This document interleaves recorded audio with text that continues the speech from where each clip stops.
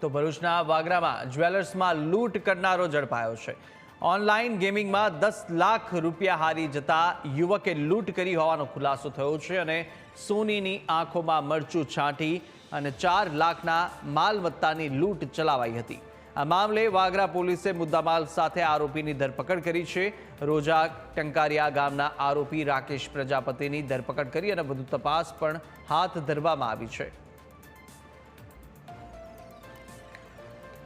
રોજા ટંકારિયા ગામનો એક ઈસમ રાકેશ જસુભાઈ પ્રજાપતિ નાઓએ આ લૂંટ કરેલી છે।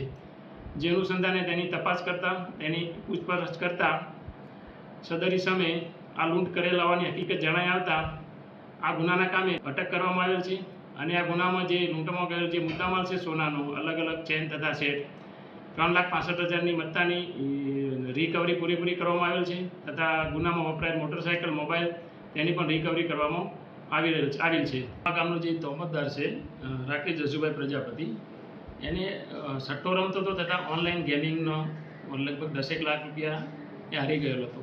જેથી એના મનમાં વિચાર આવ્યો કે આવી ચોરી કે લૂંટ કરવું જેનાથી મારી રકમ ભરપાઈ થઈ શકે, જેથી એને સોનીની દુકાનમાં લૂંટ કરવાનો પ્લાન કરેલો હતો।